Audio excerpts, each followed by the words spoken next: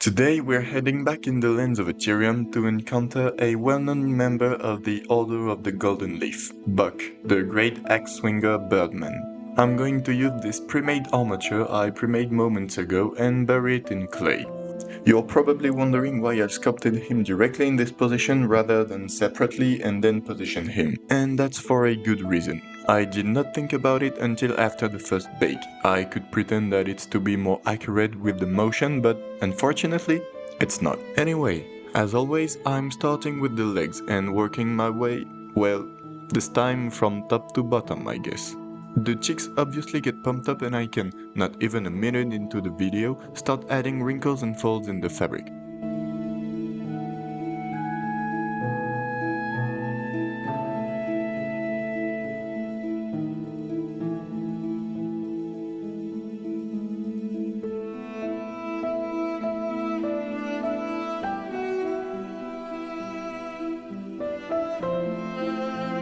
Once smoothed with isopropyl alcohol, textured via this jeans fabric and feathered using small clay sausages just under the trousers, I can toss it in the oven for the first bake.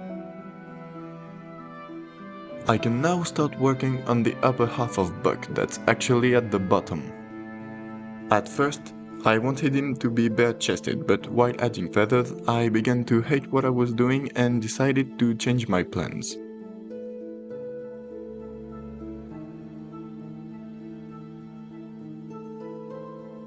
Instead, I cut an appropriately sized sheet of clay that's going to act as the jacket, because I just now decided of the dress code of the Order of the Golden Leaf.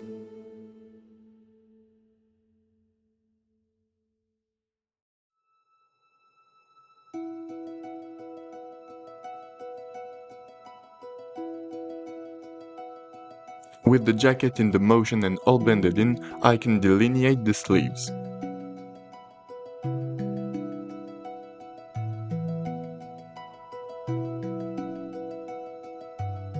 Anyway, Buck now needs a head and it starts life as a small ball of clay.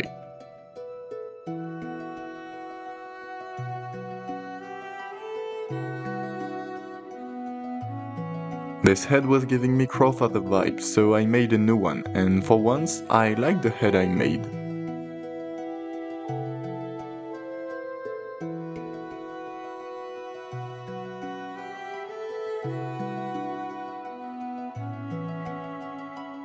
All Buck needs is now a pair of wings. I made them by cutting sheets of clay using a stencil I made.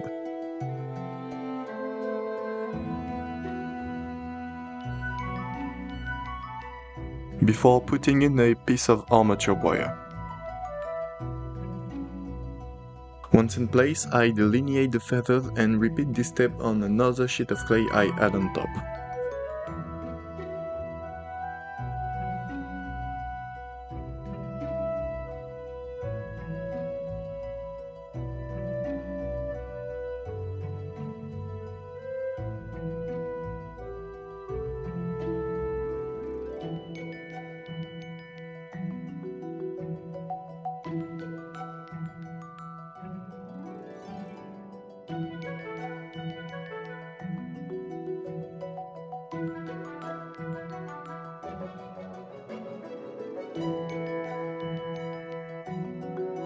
And finally, I carve the texture. All those steps will be repeated 4 times.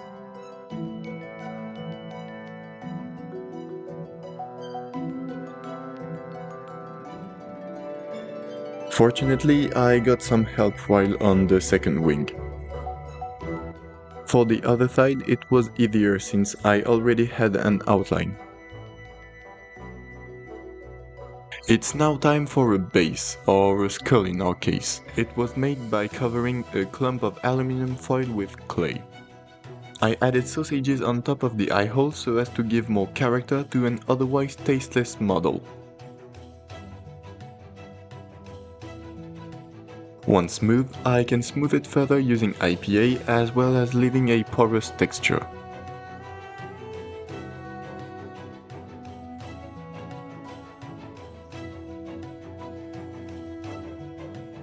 And once baked, I can add 2 horns by covering a piece of wire in clay and delineating the different segments of the horns.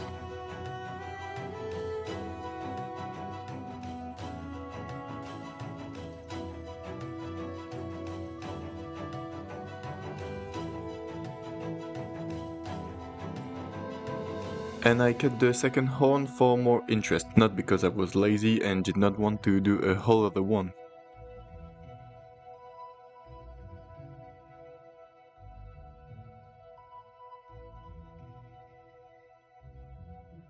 Once placed on a piece of wood, I can begin to work on the handle of Buck's weapon. I don't like how I made it since it's far too chubby.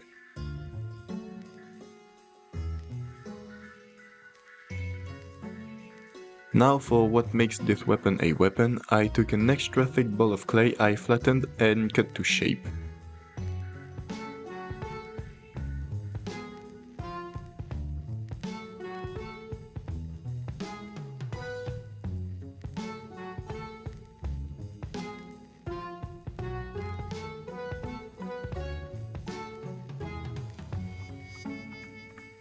This model is all but done and just needs a finished base, which is gonna be made out of plaster, water and Mod Podge.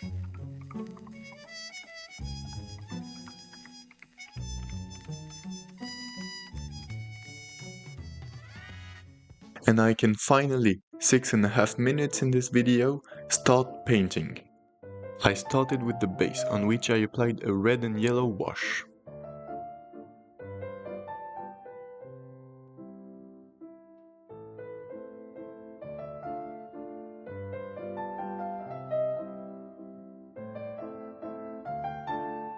I then tied it all together with a burnt umber oil wash and even applied some on the skull.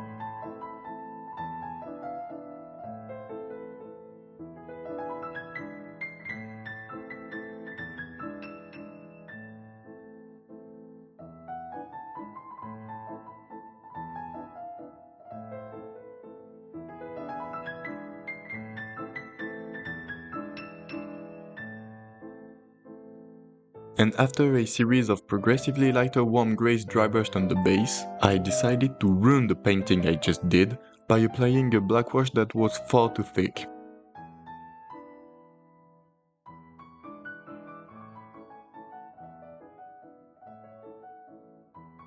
And here you can see me panic as I try to save the base. Hello everyone and welcome to this makeup tutorial. Today we're gonna try to bring a bit of life back using some definitely relevant acrylic bonnet tone. We're then going to take a beauty blender and beauty blend everything we can with a lighter shade of that bonnet tone. And that's it for this tutorial, you now look like a skull. Anyway, while I paint back, I'm gonna tell you more about the diorama. As you will soon see, he wears the official outfit of the Order of the Golden Leaf. In fact, he was part of the group of Call, exploring the mines of God's Ore beneath the Twin Peaks. As the expedition got deeper into the mines, they encountered a group of skeletal dragons. Since they were sent to execute them because they were apparently causing troubles to nearby towns, they got to work and began slaying dragons. However, as time passed, the waves of dragons seemed endless, so they decided to retreat. During the escape, Carl lost the expedition and the other members ran back to look for him, but they stumbled upon the group of skeleton dragons again, and there they remained fighting. So for the trousers, I layer lighter and lighter greys on top of a grey base coat so as to use mini painting techniques and simulate light. It's rather hard to use those techniques with craft paints since they're much less pigmented than model paints, and my paints have a matte finish which I love but not in this case since it makes the paint reactivate with water. The jacket gets a vermilion base coat followed by once more lighter colors on the higher points.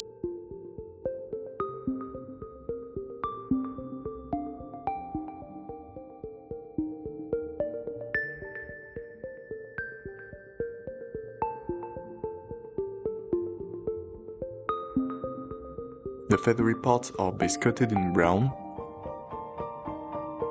and I can then carefully paint texture on since I really hate myself and thought that I was using mini painting techniques, so I had to go on the feathers and leave my trusty dry brush behind.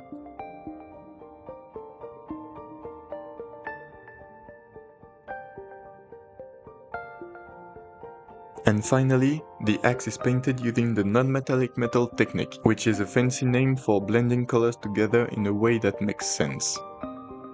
In fact, it does need the fancy names, it's rather hard. I only understood after a good 45 minutes how to do it decently enough.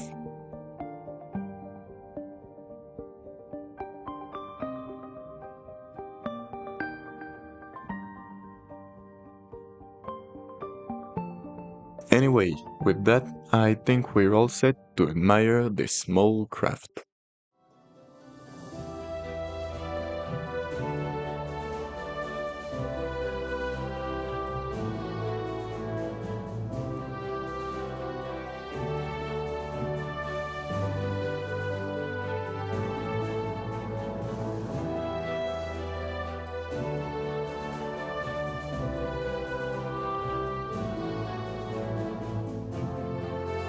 I really like the super dynamic pose I made, and the non-metallic metal turned out great for a first try. And I would love model paints, it would be way easier. Also, take a moment to appreciate the emblem in the back, please. It was a whole lot of struggles to make. Let me know if you have any suggestions. Cheers!